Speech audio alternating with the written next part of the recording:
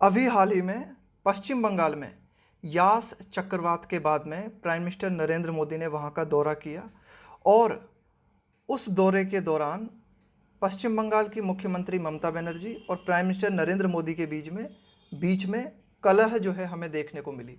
Strife, इस strife का मतलब होता है झगड़ा, कलह। स्टॉर्म, तूफान आया ही हुआ है वेस्ट बंगाल में।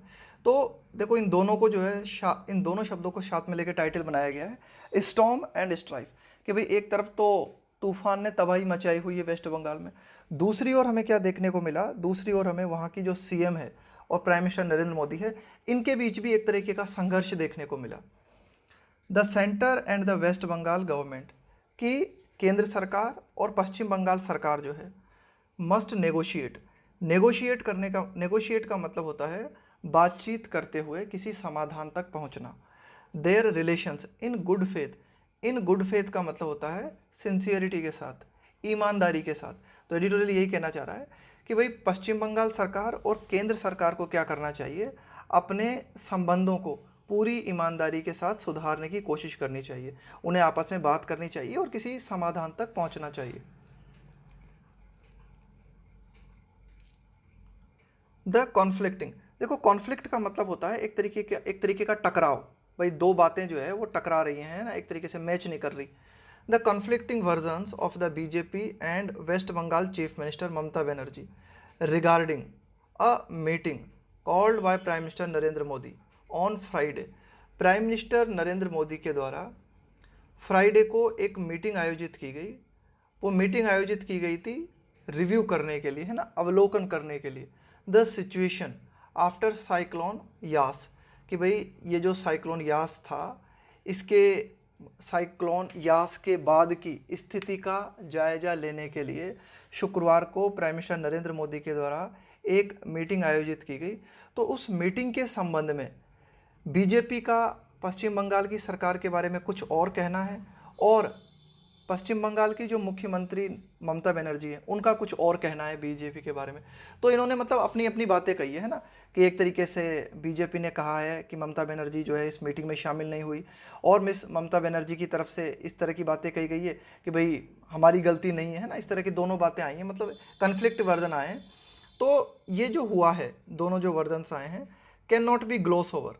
ग्लोस ओवर का मतलब होता है कि भाई हम इसे इग्नोर नहीं कर सकते, इसे अवॉइड नहीं कर सकते।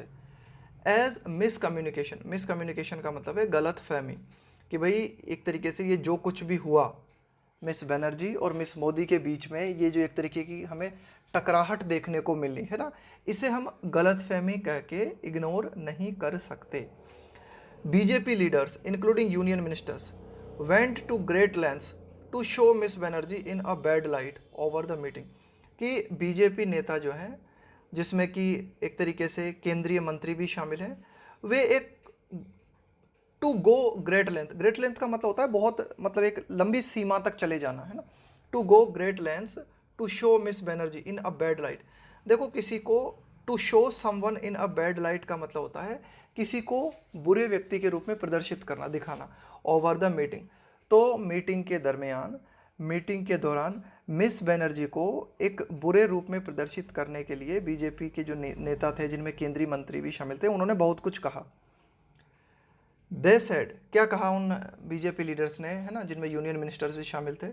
She made the PM wait for 30 minutes at Kalaikunda in Paschim Medinipur district in south Bengal, कि दक्षिण बंगाल जो है वहाँ पर पश्चिम मेदिनीपुर डिस्ट्रिक्ट है, और उस पश्चिम मेदिनीपुर डिस्ट्रिक्ट में एक कलाई कुंडा नामक स्थान है। अब देखो एक चीज़ का ध्यान देना,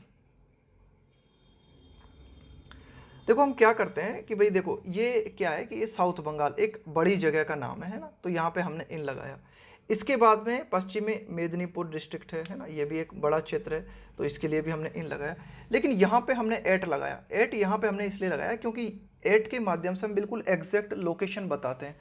कलाई कुंडा है ना, तो बिल्कुल कलाई कुंडा नाम की जो जगह है उस जगह पे प्राइम मिनिस्टर को, तो देखो ये जो कई एक तरीके से बीजेपी के नेता हैं ना, तो इन्होंने क्या कहा, इन्होंने ये कहा कि they said she made the PM wait for 30 minutes at Kalaikunda, कि मिस बनर्जी ने कलाईकुंडा नामक स्थान पर प्राइम मिनिस्टर नरेंद्र मोदी को 30 मिनट इंतजार करवाया। अब ये कलाईकुंडा कहाँ पे है? पश्चिम मेदिनीपुर डिस्ट्रिक्ट में है, और पश्चिम मेदिनीपुर डिस्ट्रिक्ट कहाँ पड़ता है? साउथ बंगाल में है। तो इस तरह के इल्ज़ाम बीजेपी नेताओं ने मिस बनर्जी पे लगाए। एंड वंस शी अराइव्ड, और बीजेपी नेताओं का कहना था कि फिर जब पहली बात तो 30 मिनट इंतजार कराया, और जब वो पहुंची, लेट पहुंची, she handed over certain papers, hand over का मतलब है दे देना, है ना, she hand over certain papers and left without attending the meeting. तो ये कहना है बीजेपी नेताओं का कि पहली बात तो 30 मिनट वो लेट आए, उसके बाद में आते ही उन्होंने कुछ पेपर दिए और मीटिंग को बिना अटेंड किए ही वे वहां से चली गई। Governor Jagdeep Dhankhar accused the CM publicly of being confrontational. देखो, कन्फ्रंटेशनल का मतलब होता है टकराव करने वाला, झगड़ालू टाइप का जो आदमी होता है ना, उसको बोलते हैं कन्फ्रंटेशनल। तो वहाँ के जो गवर्नर हैं जगदीप धनखड़, अक्यूज्ड का मतलब होता है इल्ज़ाम लगाना, है ना, इसके साथ में आता है ऑफ प्रीपोजिशन। तो वहाँ के जो गवर्नर जगदीप धनखड़ हैं, उन्होंने सीएम पर सार्वजनिक रूप से झगड़ालू होने का आरोप लगाया, है ना, बीइंग मतलब होना। इन एन अनप्रेसिडेंटेड एक्ट, अनप्रेसिडेंटेड का मतलब होता है अभूतपूर्व, कुछ ऐसा जो पहले न हुआ हो, something that has never happened before. तो in an unprecedented act the central unilaterally का मतलब होता है एक तरफा, है ना, placed the West Bengal chief secretary under central deputation. देखो, डेपुटेशन का मतलब होता है तैनात कर देना किसी को, मतलब जैसे कि किसी की ड्यूटी है, उसको डेपुटेशन पे कहीं भेज दिया जाता है ना, तो उसको क्या किया गया, यहाँ से उठा के कहीं और भेज दिया गया ड्यूटी के लिए। तो यही क्या हुआ कि मतलब एक अभूतपूर्व एक्शन हमें देखने को मिला। क्या किया सेंटर ने? बिल्कुल एक तरफा रूप से सेंटर ने क्या किया अभी हाल ही में केंद्र सरकार ने, कि पश्चिम बंगाल के जो मुख्य सचिव हैं उनको डेपुटेशन के नाम पे कहीं और जो है, एक तरीके से आप कह सकते हो कहीं और उनको प्लेस कर दिया। कंसीडरिंग द फैक्ट, कंसीडरिंग का मतलब है इस बात को ख्याल में लेते हुए, इस बात को ध्यान में रखते हुए, इस तथ्य को देखते हुए, कौन से तथ्य को देखते हुए? दैट नो कॉन्करेंस, कॉन्करेंस का मतलब होता है एक तरीके से सहमति लेना, no concurrence of the official in question और the state government was sought का मतलब है चाहना। एडिटोरियल ये कहता है कि भाई वेस्ट बंगाल के जो चीफ सेक्रेटरी हैं उनको एक तरीके से आप कह सकते हो कि डेपुटेशन पे भेजने का निर्णय केंद्र सरकार ने लिया। और एडिटोरियल कहता है कि इस तथ्य को ध्यान में रखते हुए कि किसी भी ऑफिस को, है ना, कि भाई एक तरीके से कोई भी अधिकारी जो है उसकी परमिशन नहीं मांगी गई, स्टेट गवर्नमेंट जो है उसकी परमिशन को नहीं चाहा गया। तो इस तरह से ये जो डेपुटेशन किया गया, this can be seen only as a vindictive move. Vindictive का मतलब होता है प्रतिशोधात्मक, है ना, रिवेंजफुल, रिवेंज से भरा हुआ। तो ये जो कदम केंद्र सरकार ने उठाया है ना, कि वहाँ के चीफ सेक्रेटरी को कहीं और डेपुटेशन पे डालने का जो निर्णय लिया है, इस कदम को हम एक प्रतिशोधात्मक कदम के रूप में देख सकते हैं। मिस बनर्जी हैज सेड, अब देखो ये तो हुई बीजेपी नेताओं ने ऐसा कुछ कहा है। अब मिस बनर्जी ने क्या कहा है? मिस बनर्जी हैड, इसीलिए तो कहा गया, शुरुआत जो हुई थी हमारे एडिटोरियल की उसमें क्या कहा गया था? कॉन्फ्लिक्टिंग वर्जन, कि मतलब दो बातें कही है। मिस बनर्जी ने कुछ और कहा है, बीजेपी नेताओं की तरफ से कुछ और बातें आई है, लेकिन एडिटोरियल कहता है कि भाई इतना तो स्पष्ट हो गया है कि भाई एक तरीके से आप कह सकते हो कि दोनों जो है ना एक तरीके से फ्रेंडली नहीं है। Miss Banerjee has said that she had sought the PM's permission before going about her schedule to oversee relief operation. Miss Banerjee का कहना है कि उन्होंने पीएम की परमिशन मांगी थी, उन्होंने पीएम की परमिशन चाहिए थी बिफोर गोइंग अबाउट, जाने से पहले, before going about her schedule, कि भाई मिस बनर्जी का कहना था कि भाई उनका जो है एक मतलब कार्यक्रम फिक्स था, उनका शेड्यूल फिक्स था। टू ओवरसी का मतलब होता है निगरानी करना, रिलीफ ऑपरेशंस, राहत कार्य, in other parts of the states, कि राज्य के अन्य हिस्सों में राहत कार्य की निगरानी के लिए उनका जो शेड्यूल, उनका जो टाइम फिक्स था, वहां पर जाने के लिए उन्होंने पीएम से परमिशन मांगी थी। आगे देखते हैं। While offering to even touch the PM's feet if that was required to secure the support of the center for the state's welfare, she has questioned the BJP version and pleaded that the central that the secretary, है ना, एक तरीके से ये कहा गया है, कौन से सेक्रेटरी हैं ये?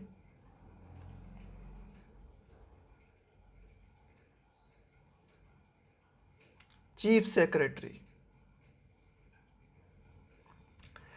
While offering to even touch the PM's feet, है ना, कि भाई इस बात को ऑफर करते हुए, ऐसा कहते हुए, है ना, कि उन्होंने ये कहा था मिस बनर्जी ने कि भाई उन्होंने क्या कहा था कि वे पीएम के पैर छूने को तैयार हैं इफ़ दैट वाज रिक्वायर्ड, कि अगर ज़रूरत पड़ी तो वे पीएम के पैर छूने को भी तैयार हैं, ये सुनिश्चित करने के लिए कि केंद्र सरकार का सपोर्ट राज्य के कल्याण के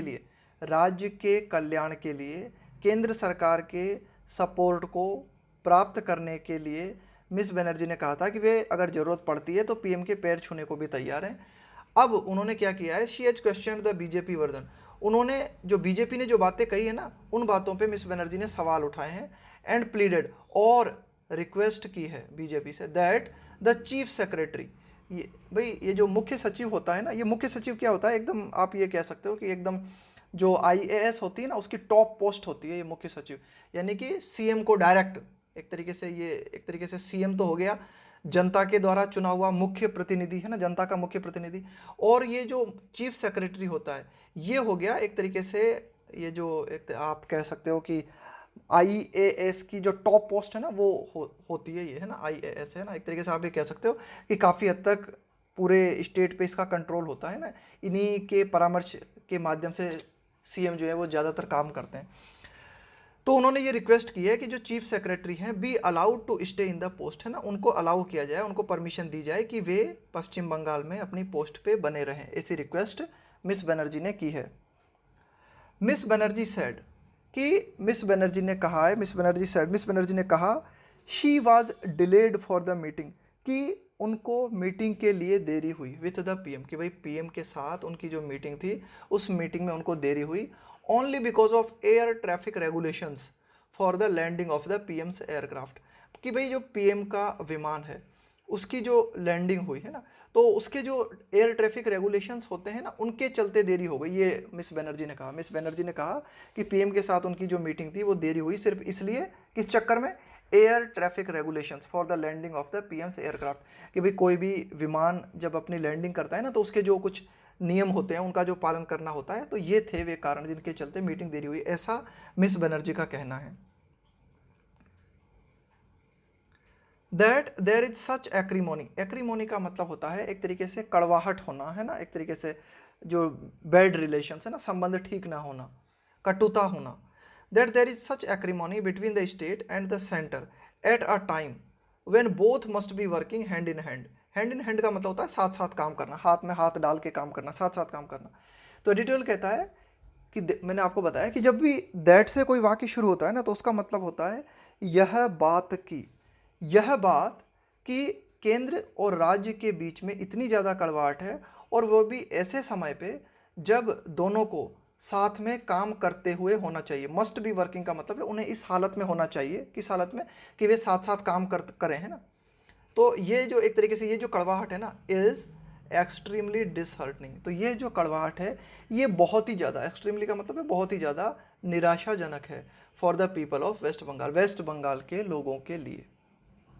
but there can be no equal apportioning, देखो अपॉर्शन का मतलब होता है शेयर करना, एक तरीके से पैसे को शेयर करना या फिर किसी अपराध को शेयर करना, but there can be no equal apportioning of blame in this. तो एडिटोरियल क्या कह रहा है, एडिटोरियल का कहना है कि भाई दोष किसका है, एडिटोरियल कहता है कि भाई आप ये नहीं कह सकते कि दोष बराबर बराबर दोनों पार्टीज़ का है, कि भाई बीजेपी का भी दोष है तो तृणमूल का भी, एक तरीके से आप ये नहीं कह सकते आप कि बीजेपी का और मिस बनर्जी का बराबर बराबर दोष है ना।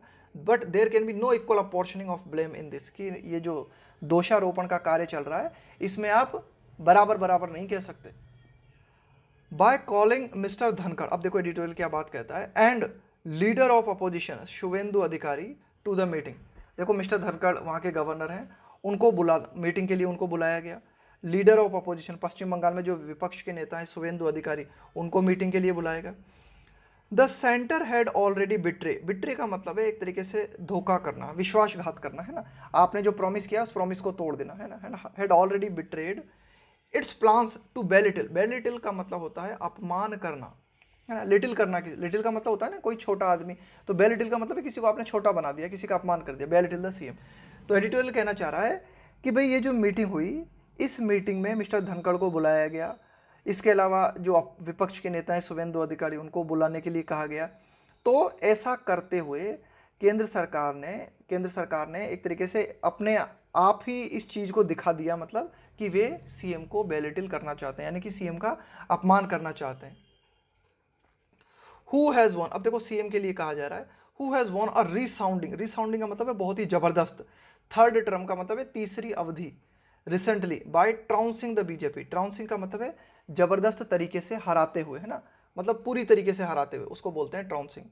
तो एडिटोरियल ये कहना चाह रहा है कि भाई ये सीएम के बारे में सीएम के बारे में बता रहा है कि भाई जिन्होंने कि अभी हाल ही में तीसरी अवधि के लिए जो है जीत दर्ज की है बीजेपी को बुरी तरीके से हराते हुए।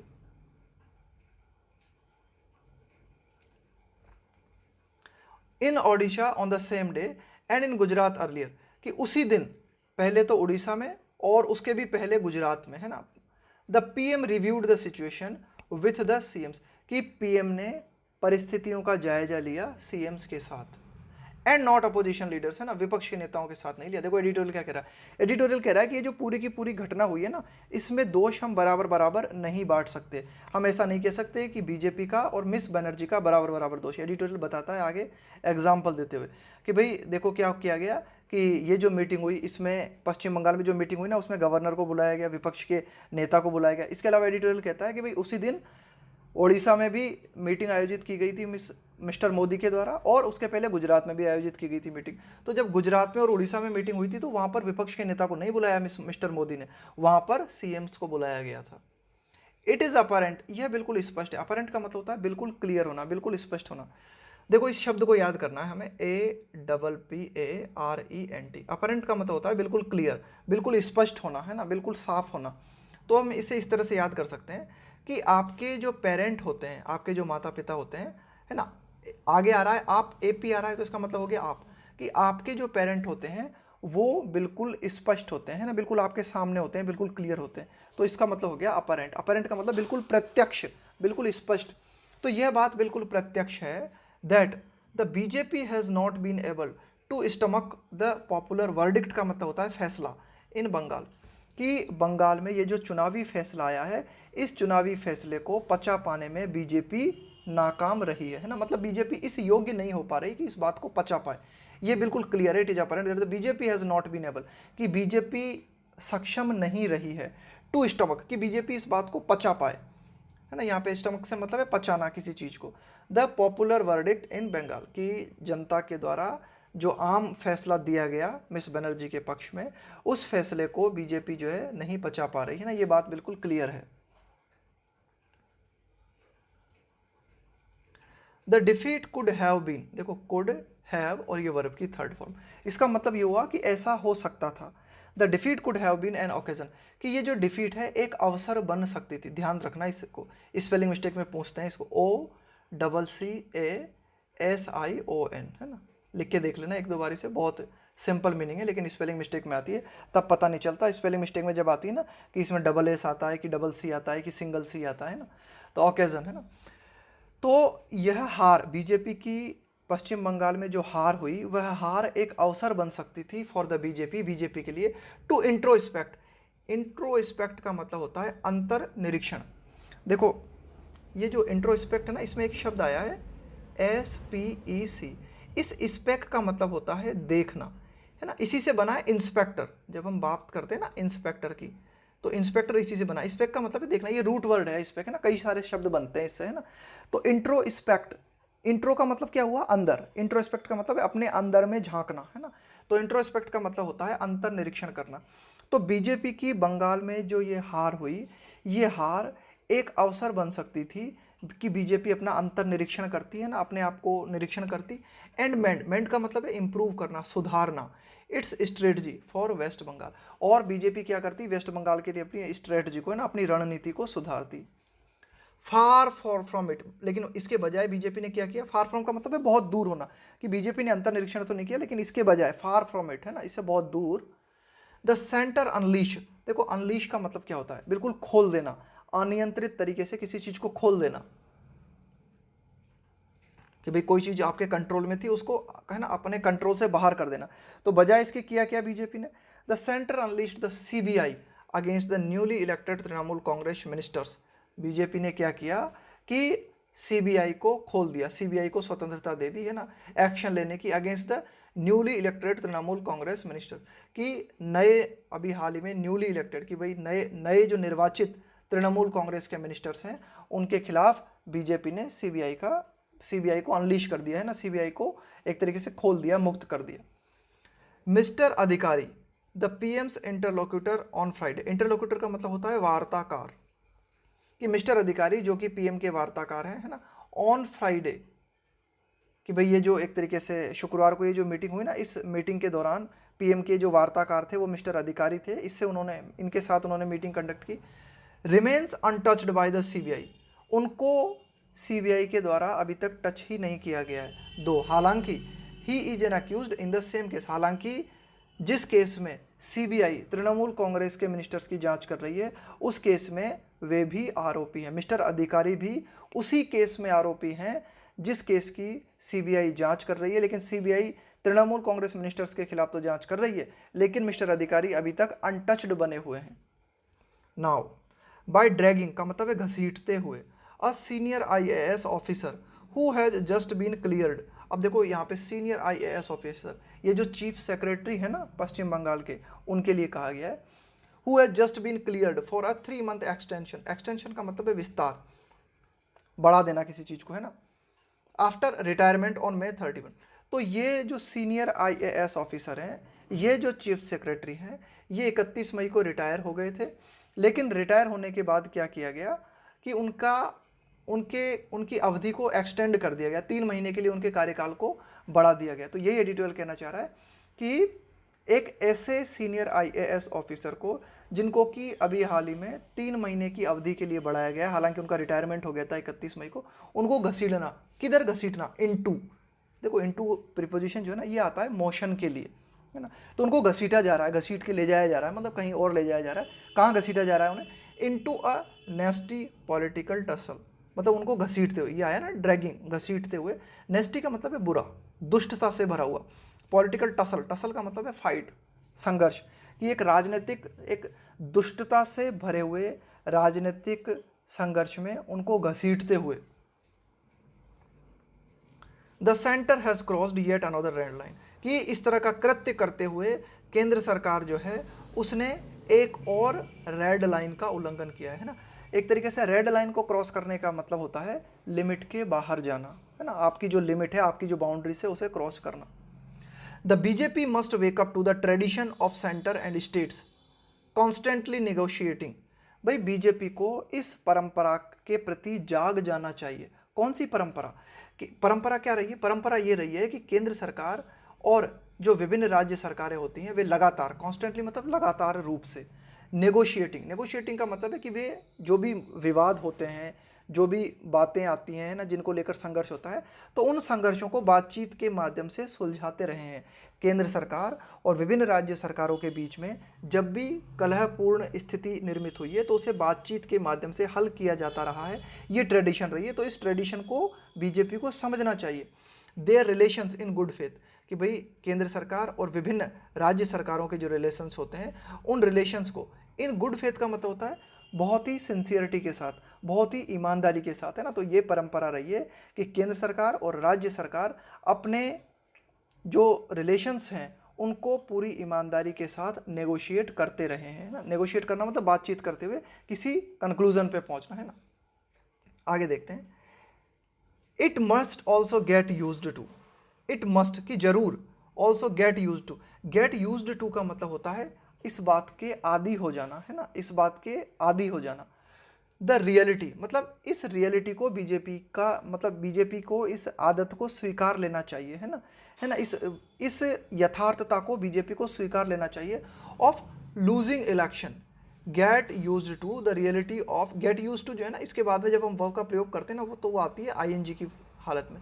Losing election in a democracy, कि भाई बीजेपी को ये बात स्वीकार लेनी चाहिए कि जो लोकतंत्र होता है उस लोकतंत्र में इलेक्शन हारना एक तरीके से आदतन है, कि ये मतलब बीजेपी ने क्या है एक तरीके से अपनी प्रतिष्ठा का सवाल बना लिया है इसे, कि हम कहीं भी इलेक्शन नहीं हारेंगे ना। तो यही एडिटोरियल कहना चाह रहा है कि भाई डेमोक्रेसी है, एडिटोरियल कहना चाह रहा है कि भाई डेमोक्रेसी है और डेमोक्रेसी में हार जीत होती रहती है। तो बीजेपी को मतलब इस बात के प्रति इसका यूज टू हो जाना चाहिए ना, इसको इस बात को स्वीकार लेना चाहिए, इस यथार्थता को स्वीकार लेना चाहिए। किस यथार्थता को? लोकतंत्र में चुनाव हारने की यथार्थता को, है ना, कि भाई एक तरीके से डेमोक्रेसी है तो चुनाव होते हैं और चुनाव में हार जीत होती रहती है, तो ये कोई बड़ी बात नहीं है।